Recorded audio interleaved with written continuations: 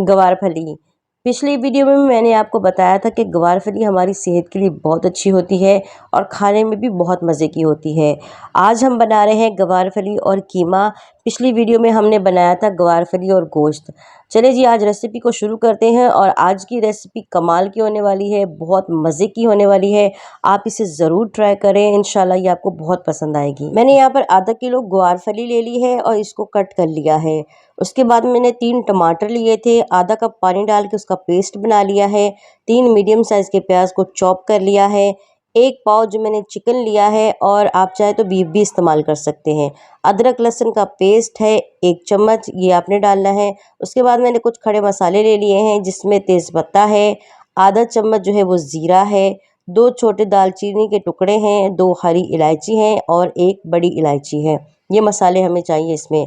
और दूसरे मसालों की बात की जाए तो मैंने नमक लिए जायके के मुताबिक, गरम मसाला है, आधा चम्मच हल्दी है, 1 चम्मच लाल मिर्च है और धनिया है।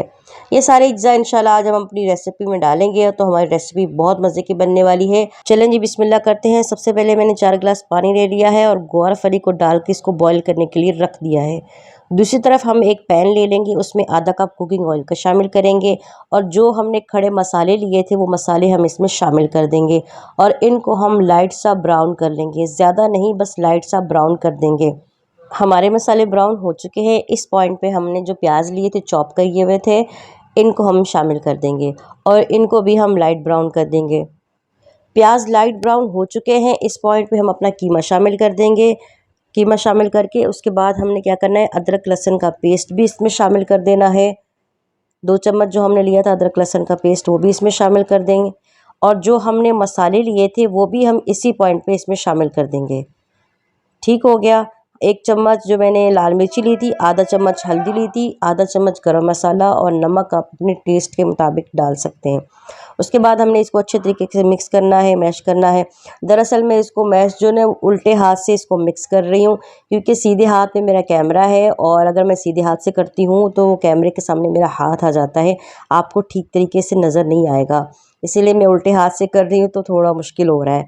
खैर, अब हम इसको क्या करेंगे, अच्छे तरीके से मिक्स कर देंगे और ढक्कन बंद करके तकरीबन 5 मिनट के लिए इसको ऐसे ही छोड़ देंगे।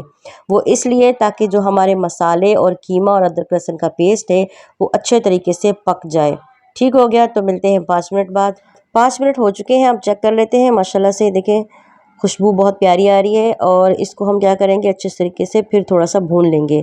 भूनने के बाद जो हमने 3 मीडियम साइज़ के टमाटर लिए थे, आधा कप पानी डाल के इनको हमने क्या किया था, ब्लेंडर कर लिया था, वो इसमें शामिल कर देंगे।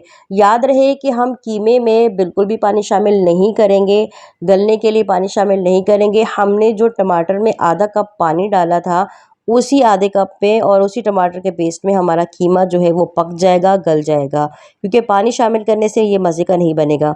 ढक्कन बंद करके तकरीबन 5 मिनट और आपने छोड़ देना है। अब देखेंगे माशाल्लाह से ये कीमा हमारा गल चुका है, पक चुका है। अच्छे तरीके से हम इसको भून लेंगे, अच्छे तरीके से हिलाएंगे और अच्छे तरीके से इसको पकाएंगे ताकि जो हमारा कीमा है वो और ज़्यादा भुन जाए। और ये इस पॉइंट पे गल चुका है और हमने इसमें पानी बिल्कुल भी शामिल नहीं किया। ढक्कन बंद करके तकरीबन 3 से 4 मिनट के लिए मैंने और इसको छोड़ दिया था। अब ये रेडी हो चुका है। हम देखते हैं कि दूसरी तरफ हमारी जो ग्वार की फलियाँ हैं वो रेडी हुई हैं या नहीं। चले जी, हम अपनी ग्वारफलियाँ चेक कर लेते हैं। ये देखिए माशाल्लाह ये बॉईल हो चुकी हैं और आप इसको हाथ से तोड़ें तो ये टूट जाती हैं, तो इसका मतलब ये है कि ये रेडी हैं।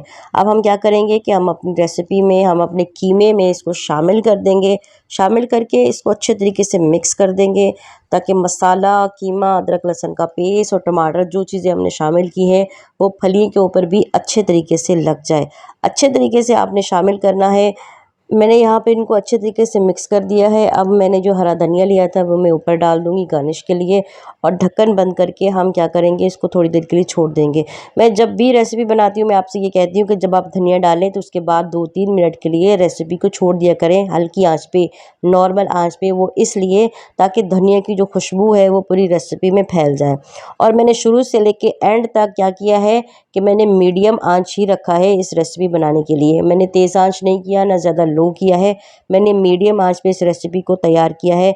मेरी एक दोस्त ने मुझे मैसेज किया था, कमेंट करके कहा था कि आप ना जब भी रेसिपी बनाती हैं तो आंच का भी ज़रूर बताया करें कि आपने मीडियम रखी है या तेज़ रखी है। तो मैंने शुरू से लेकर मीडियम ही रखी है और लास्ट में जब धनिया डाली है तो तब मैंने इसको लो कर दिया है। माशाल्लाह से हमारी ग्वारफली और कीमा बन के रेडी है। बहुत मज़े का है, बहुत टेस्टी है। आप इसे ज़रूर ट्राई करें। मुझे उम्मीद है कि ये आपको बहुत पसंद आएगा और देखने में भी माशाल्लाह कितना खूबसूरत लग रहा है, बहुत अच्छा लग रहा है। आप इसे ज़रूर ट्राई करें, ख़ुद भी खाएँ, बच्चों को भी खिलाएँ, अपने फैमिली मेम्बर्स को भी खिलाएँ। इंशाल्लाह आपको ये बहुत पसंद आने वाला है। चलिए जी, मैं चलती हूँ। इंशाल्लाह नेक्स्ट टाइम अच्छी रेसिपी लेकर आऊँगी। दुआओं में याद रखिएगा। अल्लाह हाफ़िज़।